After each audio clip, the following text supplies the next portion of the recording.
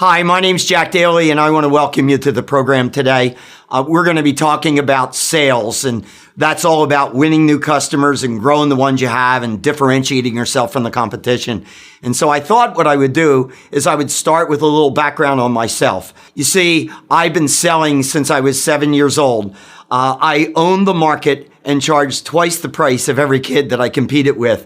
I can remember at 7 years old, the kids in my neighborhood were playing hide and seek and tag, and guys were hiding behind a tree for like 10 minutes.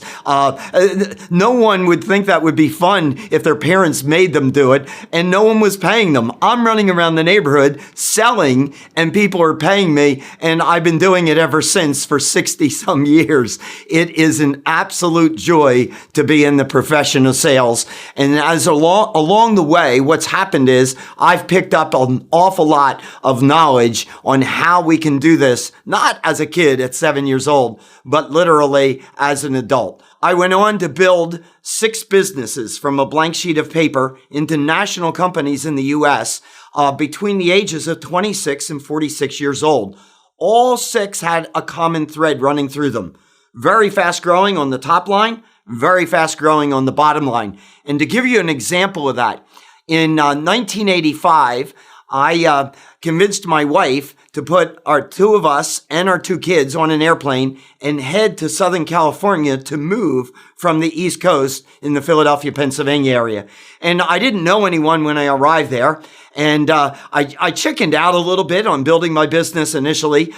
Because of that, I rushed back to the East Coast. I convinced 3 other people to join me, and they flew out and moved there, and we started building this company.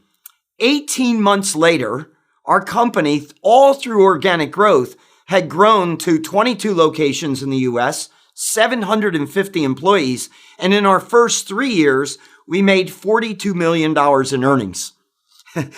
If you own the company, that's probably the best part of the story. Well, I did that 6 times over the 26 to 46 years old. And I woke up one morning and I lost my passion. I didn't want to go into work. I didn't want to deal with another salesperson. Imagine having a sales force responsibility for 2,600 salespeople. And that's really where I was.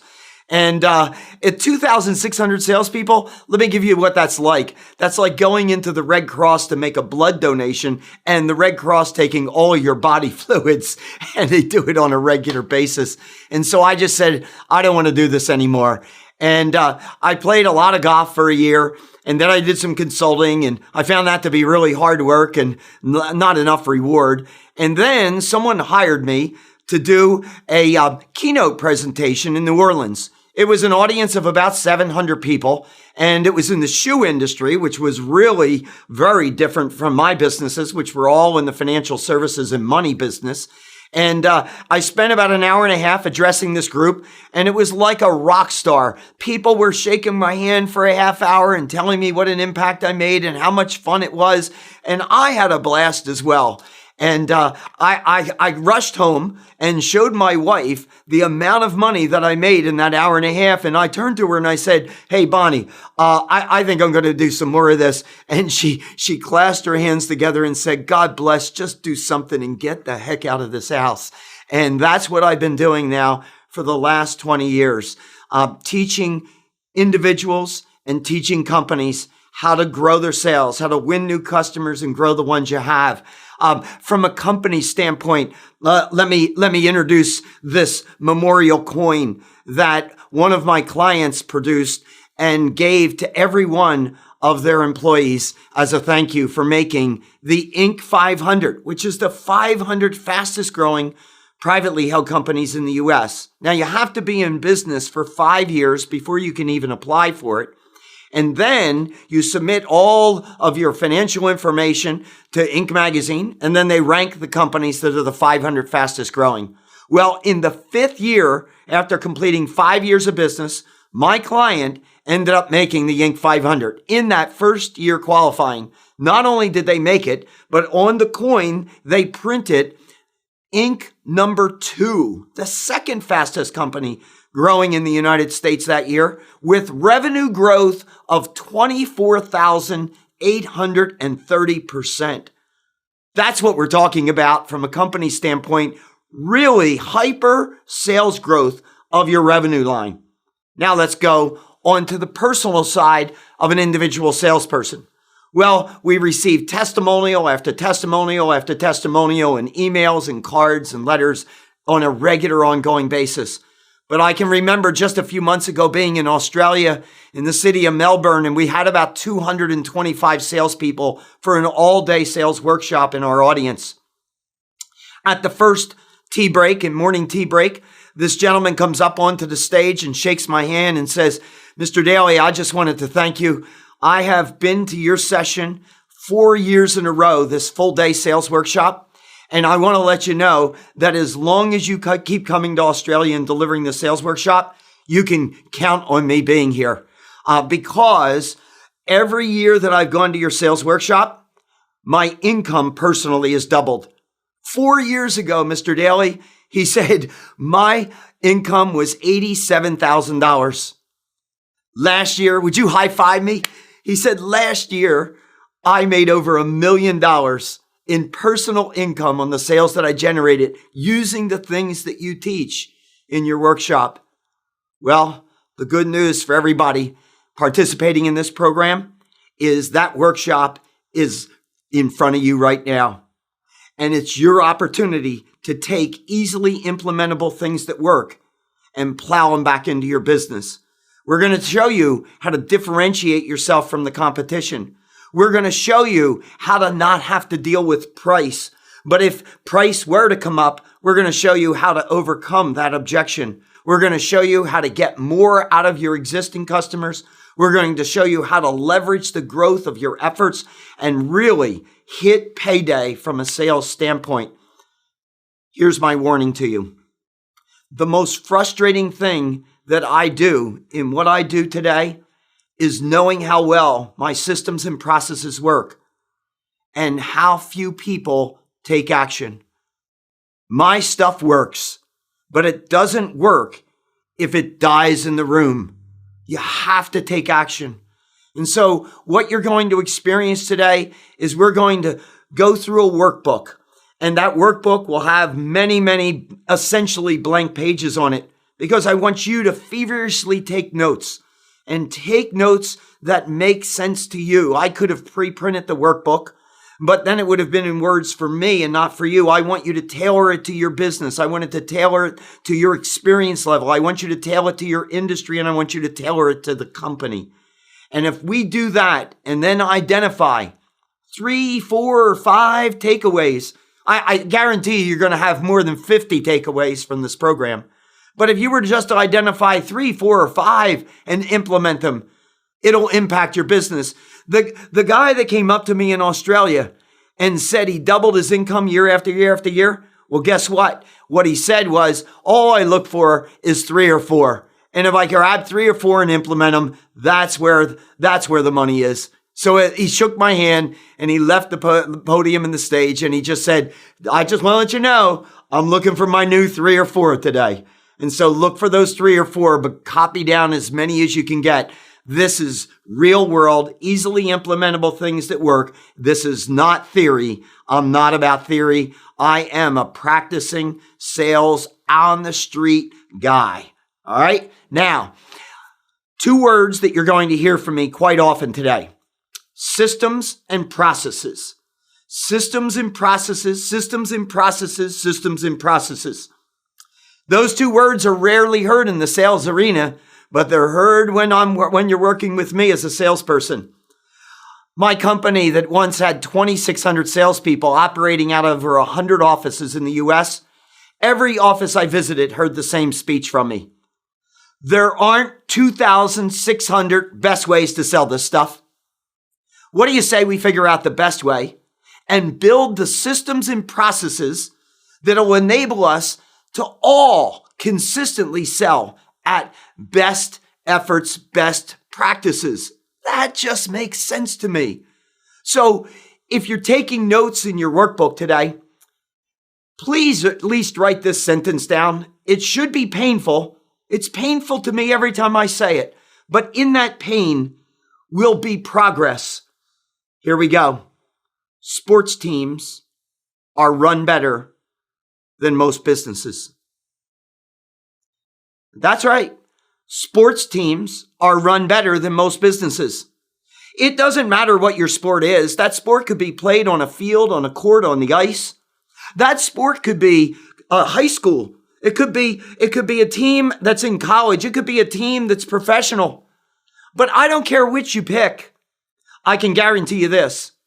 There isn't a coach in any sport at any level that would consider putting their players on the field without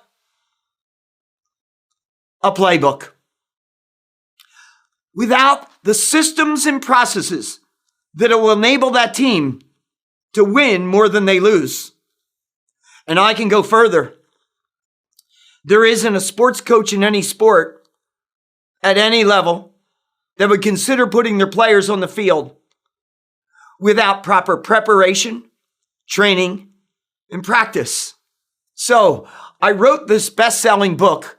It was the #1 best-selling book on Amazon in 7 countries the first week it was published. Hyper Sales Growth. And in here, I talk about how to create a winning culture. In this book, I talk about how to recruit, train, coach, build, and develop salespeople. That's sales management. And I also talk about sales. People read this book all over the world and contacted me and said, I want some of that hyper sales growth. And so I would just say to them, that's terrific.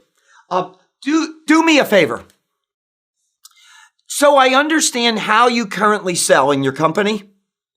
Just send me your playbook, the systems and processes that you currently use in order to be successful in the field with your salespeople. 98 out of 100 companies did not have a playbook. Now think about this. 98 out of 100 companies are leaving every salesperson to do their own thing. Now, if I went into those same companies and asked, could you send me your operational procedural manual? Could you send me your playbook in the operations side of the house? They'd have it. If I asked the CFO to send me his financial playbook and how that operates, he'd have it. She'd have it. If I asked the HR area to send me their policy and procedure, they'd have it. But the most important area in the company, the one where we bring the business in, we're leaving each person to do it their own way compared to doing it the best way, systems and processes with a playbook. In the United States, we have a legendary coach in college football right now. His name is Nick Saban. In fact, as I'm delivering this program on video today, there's headlines in the newspapers that he was just signed to a new contract that was record-breaking. Get this, a college football coach signed for an annual $11 million. Amazing.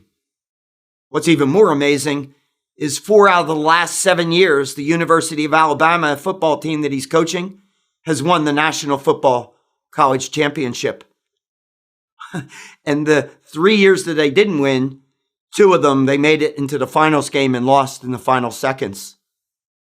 Now, Nick Saban, the coach of the University of Alabama, is rated in the United States as the #1 recruiting coach. He gets the best talent. When I talk about sales management, we'll talk about how to get the best talent.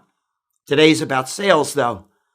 But I'm going to tell you, when I look at what Nick Saban is doing and recruiting high school Americans, let's look at it.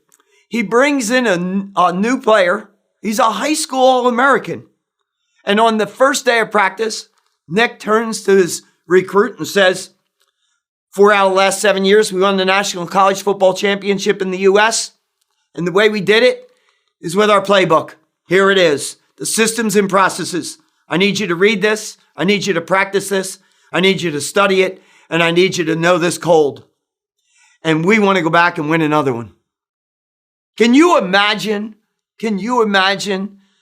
that high school American turning to Coach Nick Saban and saying, Coach, I've been playing football since I was in Pee Wee. Last year, I was the high school All-American. I've got my own style. This is lunacy. And Nick Saban would throw him out immediately.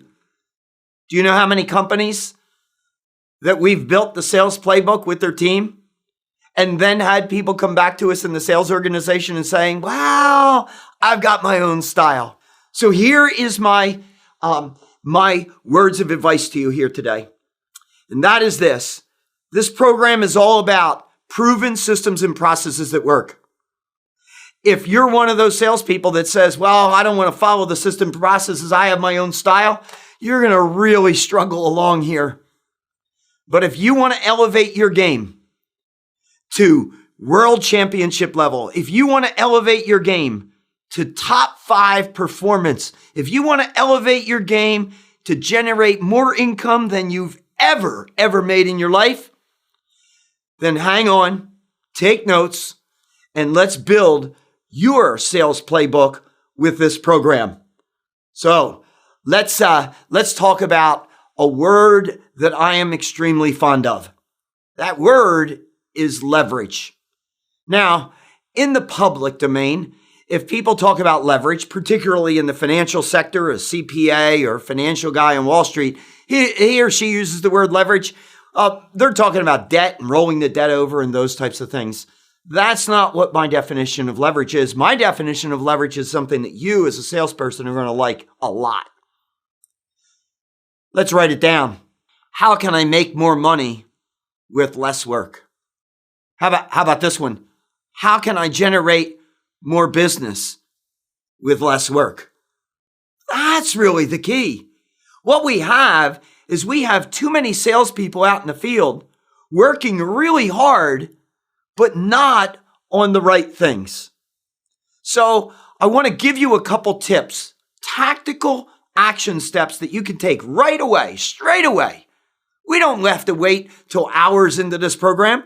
Let's put them in our workbook, build them into our playbook, and then build them into our habits out in the field. So here's the first one. If you don't have an assistant, you are one. You got it. There are things that need to be done in sales, but not necessarily done by the salesperson.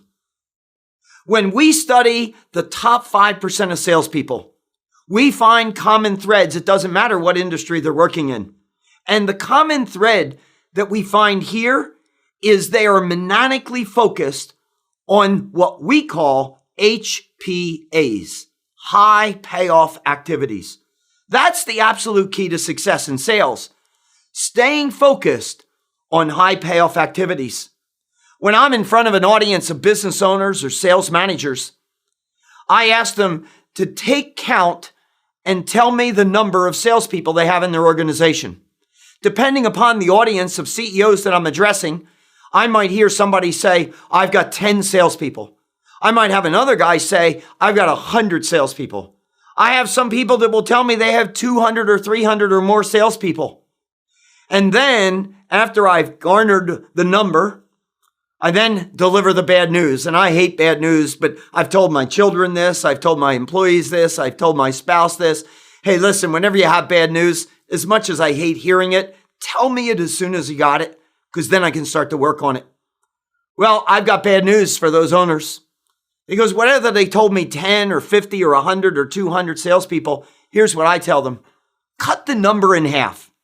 And if you cut the number in half, that's closer to what you really have. Because when we go into companies, this is what we found. More than 50% of a salesperson's time is being spent on things that do not bring in business. Non-HPAs. So here's a piece of advice.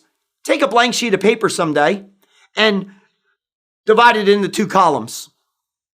One column, you're going to identify in that column, what are your HPAs? What are the high payoff activities to generate business in your business?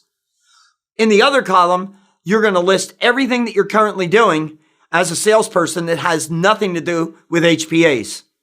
And what I'm advising you to do is to work diligently to scrape that second column out of your life. I'll use the term outsource, but outsource could mean that you give it Outside of the company, outsource could mean maybe you give it to someone else inside the company. That would be the assistant. Or outsource could mean that you stop doing it entirely because it isn't adding any value. And so what we have to do is we have to be really diligent about staying focused. Focus precedes success. That's the absolute key here. And so my advice, and I'm telling you this in absolute terms, that many things that a salesperson are doing that are non-HPAs aren't necessarily their idea. They're coming from the company, and you have to push back on the company and say, this doesn't make any sense. I can remember my top sales guy. His name is Bill. And he came into my office rather nervous. And he asked if I had a few moments. And I said, sure, Bill, have a seat. And I could tell he was really anxious. And he said, listen, Jack, I got to tell you, the ride here as an employee in this company has been fantastic. And I also want to tell you, I've made more money than I ever thought I would make being in this job. And because of that, I have an opportunity to go and do some things in life that I never thought I would get a chance to do. And they were on my bucket list. And as a result, I'm here to tell you that I'm going to be resigning. And I now know why he was nervous, because he thought I was going to jump across the desk and wring his neck. Instead, I got up out of my chair and walked over and gave him a big man hug, and we both had a good cry. I was so happy for this guy. There I was, a company that enabled Bill to make enough money to pursue things that he really wanted to do in life. Well, he said, I'm not going to leave you in the lurch. And we'll have an easy transition. And so he took about a month to transition out of the company. And then about 6 weeks later, Greg, my CFO, comes walking into my office. And he's got this bundle of papers in his arms. And he stands at my desk and he dumps them all over my desk. And I said, well, what is this? And he said, well, Bill left a couple 6 weeks ago. And I said, yeah, I understand that. We're moving through. And he said, yeah, well, take a look at what he dumped on my desk. I said, well, I don't know what it is, but why is it on mine? And he said, well, look at it. It's expense reports. You know what? He just dropped on my desk expense reports for 5 years. He didn't file an expense report for 5 years, and he's expecting me to pay him. And I'm like, I would expect you to pay him too. Pay him. And he said, well, wait a minute. We have a policy here. You have to file your expense report monthly. This guy didn't file it for 5 years. I'm not paying him. I said, you are paying him. And if you want to get it over it in your mind, just think about the fact that how much we benefited from the float that we didn't have to pay him over those 5 years. You know what Bill's mistake was? Bill's mistake, in my opinion, was not hiring some 15-year-old kid to file his expense report. But I applaud him for what he did. And what he said is the time I would be filing this expense report would cost me money from being out in the field doing my HPAs, high payoff activities. And I'm going to tell you something else about Bill. If he did file his expense reports, none of the rows and none of the columns would add up, and he'd be missing half of his receipts. But I'm also going to tell you what my experience has been, and that is the bottom quartile performers, the people in sales that don't produce very much business. How often do they file their expense reports? And you know the answer, and that's monthly. And they file them as soon as they possibly can. And they look like they are museum pieces that could be hung up. They're done so well. Everything is adding up and all the receipts are there. And who would you want representing your company out in the field? I'd want Bill and his sloppy, delayed expense reports. And if I could help him in any way, I would have said, you should have gotten an assistant to do that. See, here's where my head is. Every salesperson should know what their hourly rate is. I'll let that sit for a while with you, because here's my experience. When I'm talking to an audience, I had one in Vegas recently, 120 salespeople. And when I said to them, everybody should know what their hourly rate is, guys were starting to laugh amongst each other and saying, this guy didn't do his homework. And the reason they thought I didn't do my homework was because they're 100% commission only. Well, here's the news. Every human being that works and gets paid has an hourly rate. The fact that you don't know what it is, or the company hasn't told you what your hourly rate is, if you're a salesperson, is costing you money. Because if you knew what your hourly rate is, I would suggest that you would protect it more than you currently are. You see, if you're 100% commission only, here's how you calculate your hourly rate. Just keep track every day of how many hours that you work that day and write them in a calendar. And then add up the hours over the month. Take the money you made that month, divide it by the hours at your hourly rate. So let's say that you make $50 an hour. Now, I end up calling on Joe, and Joe agreed to meet with me, and he agreed to meet with me for an hour so that I could really explain how my product or service worked. I get to Joe's office, and in 5 minutes, this is what I discover. There's no business in the house. I shouldn't have been in front of him. And even if there were business in the house, my hunch is I wouldn't be singing any of it because we have a personality conflict. 5 minutes into the call, I interrupt the conversation and say to Joe, I feel like David Copperfield. I just found you an extra 55 minutes in your day because I'm getting the heck out of here. And what I'm going to do is I'm going to go out of his office and I'm going to turn my cell phone on and I'm going to turn on one of these two apps, near me or around me. Now, those two apps, all you do is you put the profile of what an ideal customer looks like in your business. And when you hit and open the app, anyone that's in the area that meets that profile comes up with a little red dot. You hit one of the dots, Siri comes on and tells you take a left, take a right, and you'll be at the front door. Now, I'm going to submit to you that it would make much more sense for me to take those next 55 minutes and pursue one or two of those red dots than to spend the next 55 minutes with Joe. But I want you to answer this question seriously in your mind, and that is this. A salesperson negotiates to get someone to give them an hour meeting. They show up, and how long do they spend? Yeah, minimally an hour, at least an hour. Here's my message to you. Time is money. And if you understand how much your time is worth, you'll spend it a whole lot much more in a responsible fashion. I walk in to get myself a cold beverage in the lunchroom, and I can see Pete coming towards me in the lunchroom, and he's getting a cup of coffee.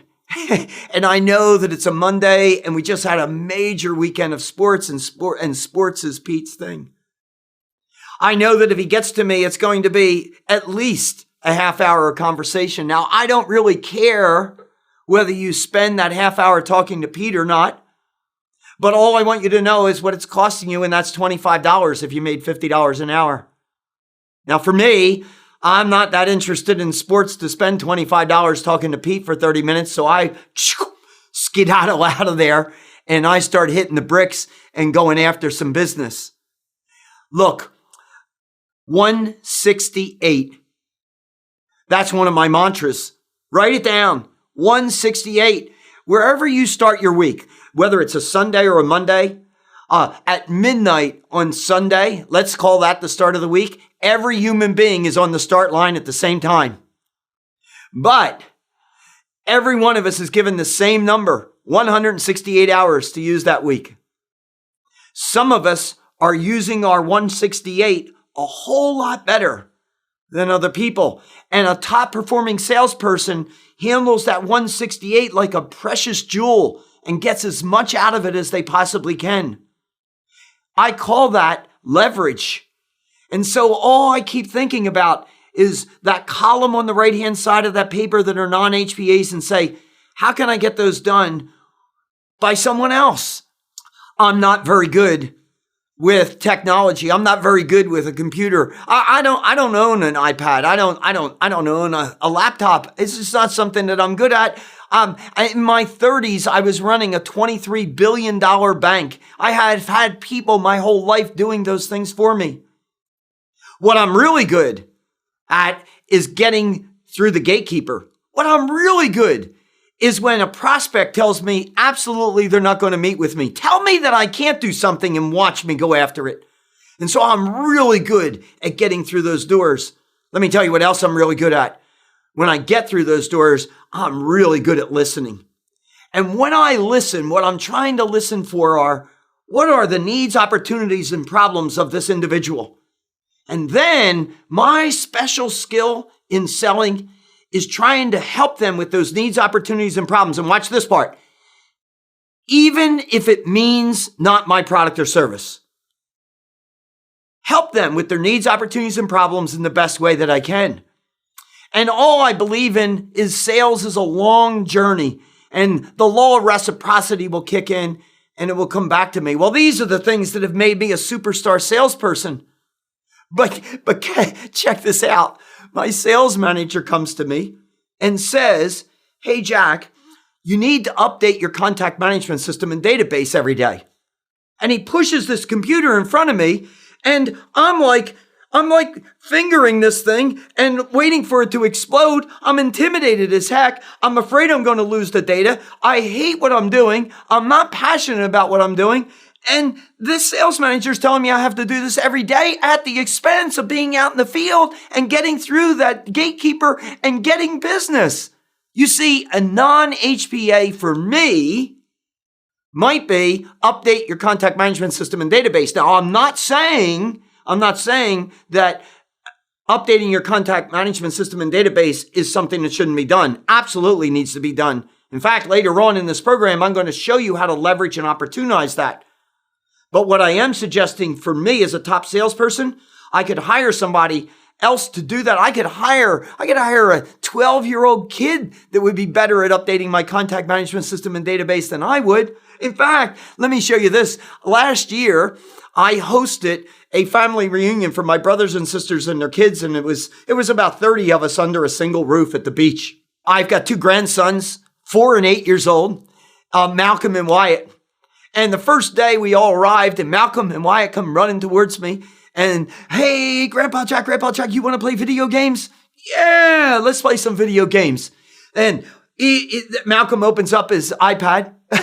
A 4 and an 8-year-old each have their own iPads. Grandpa Jack doesn't have an iPad.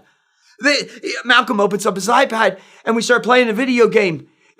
And 5 minutes into it, Malcolm says to me, Grandpa Jack. I say, yeah. He says, can we stop now? I said, sure, bud, what's up? He says, you suck. Think about this. An 8-year-old knows I suck with a computer, but my sales manager is saying, come in every day and do what you suck at instead of what I'm superb at. And so what I suggest to you is this. The same thing that I suggested to my 120 salespeople that came into Vegas all over North America for a 9-hour sales training program. And what I said to them is, you need to figure out what is in that second column of things you're doing that you shouldn't be doing. Let's say that you make $50 an hour. Let's say that you were to produce that list and get 10 hours of work that you're currently doing weekly and push it onto someone else. Let's say that you had to pay that assistant $10. Now, that assistant, maybe they're 12 years old. That 12-year-old just made $100 that week, each week. But I think he's happy or she's happy. But guess what? I'm absolutely elated because every $10 I pay my assistant, I net 40 because they let me go after my $50 hour instead of employing me in the $10 hour. Now, if I made $40 incrementally an hour for every hour I paid an assistant, and I got 10 hours a week, that's $400 incrementally a week. And if I multiplied it times 50 weeks a year, I just showed you, the salesperson, how to put $20,000 more in your pocket. Wait a minute. I was in Vegas that day. Bing, bing, bing, bing, bing, bing. Here's the bonus. And we don't have to do the things that we don't like and we're not good at. I have 7 personal assistants in my business today. They all work out of their homes. They all do different things. And I tell them I only do 3 things. I speak, I travel, and I have fun. And anything else that goes on in the company, one of you 7 does. Which allows me to leverage my 168 hours and get more return on that than so many other people because I understand the concept of HPA. Again, if you don't have an assistant, you are one. And last point on this, do not get the message that you're supposed to be watching and participating in this program And now you're supposed to go run off to your manager and say, hey, you had me watch this program and Jack Daly said that you should buy me an assistant. No. I did not say that. Remember, the $10 came out of my pocket so that I could make 50. Heck, I was a newspaper boy at the age of 12 years old. I took a newspaper route from 32 customers to 275 in a single year. And I was up in the Philadelphia, Pennsylvania area, and I was going to school during the day and then doing my homework and my mom approving it. And then before I could deliver my papers, I had to get all that done. And by that time, it was dark. The weather was awful. It was cold. It was snow. It was ice. It was rain. And I hated delivering 275 papers. And I would come back to my home and be in my bedroom crying at night. But I loved the money and I didn't want to quit. And then I came up with a solution. You have to be 12 years old to have a newspaper route. So I hired 5 11-year-olds. And I said, I already built your route, deliver the papers, and I'll split the money 50-50 with you that the company pays me. And as a result, I was able to go out and sell more and do the things I was really good at and the things that I was passionate about. And since I'm on the passion point, let me give it to you right now. If you're not passionate about what you do, don't bother watching the rest of this program. If you're not passionate about what you do as a salesperson in the company that you're in, or the industry that you're in, or the profession you're in, I tell you to quit. This job we have in sales is hard. It amazes me that any of us volunteer to do this sales job. Our income is at risk. Everybody else knows what they're going to get paid. We have to produce to get paid. Now, I look at it another way and I say I can give myself a raise every month and nobody else can. All I have to do is be focused on HPAs. But we're at risk.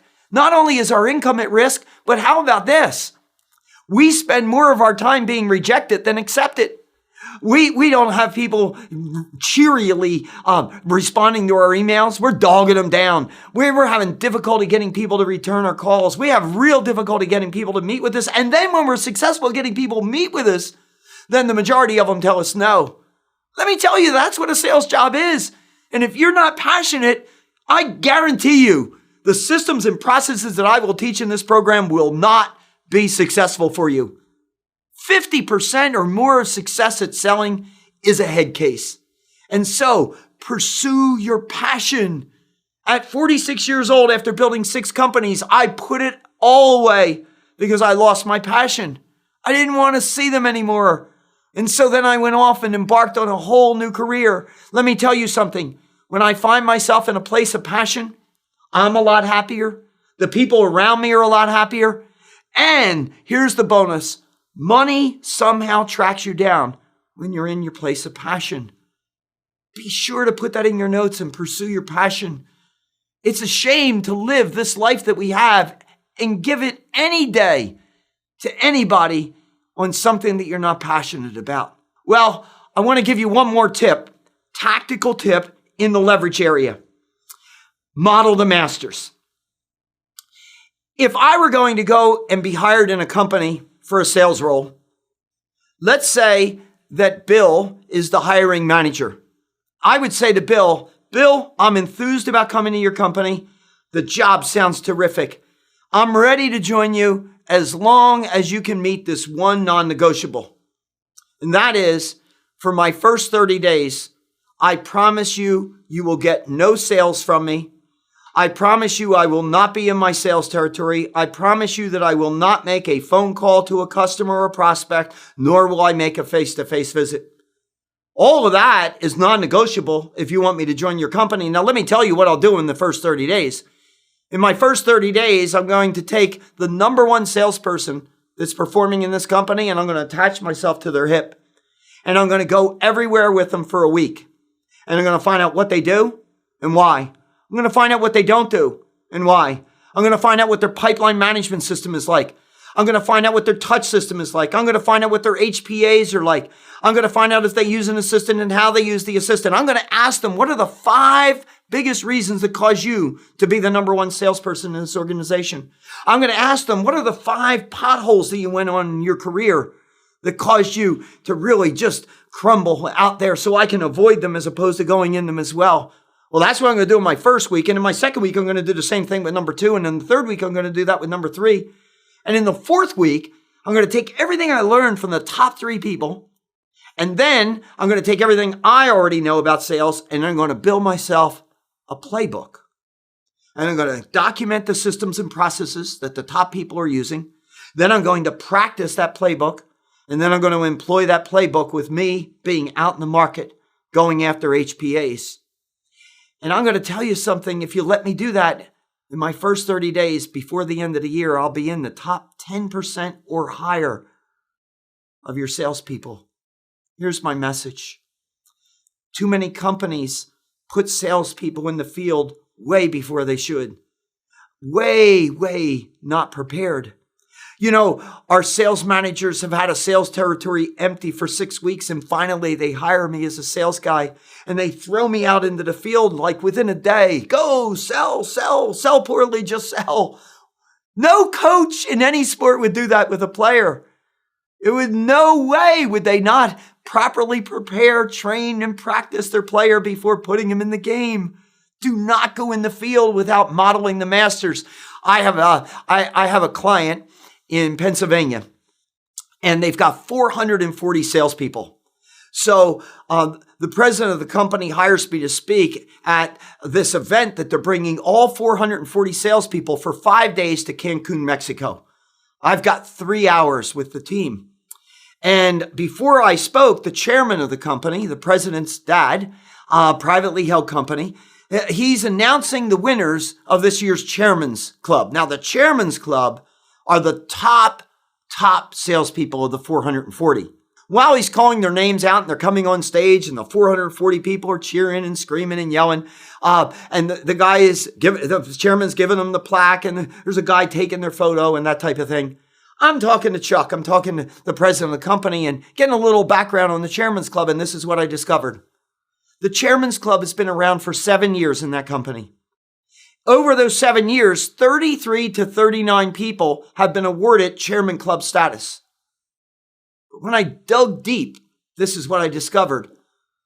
30 of those 33 to 39 people were the same people every single year. Now, this company out of Pennsylvania is not unusual. This is the norm. Here's what we find. The best salespeople in every company tend to be the same people year after year after year. Now, let's think back. They have the same economy. They have the same competitors. They have the same product or service. They have the same price. Everything is the same, but these 30 people out of 440 are top producers year after year, 7 years in a row. The only way that can happen is if they're doing different things than everyone else. Find out what they're doing, build it into your playbook, practice your playbook, and become a top producer. Well, that's where we're headed today. Let's take our first break and let's figure out what we're going to do from here.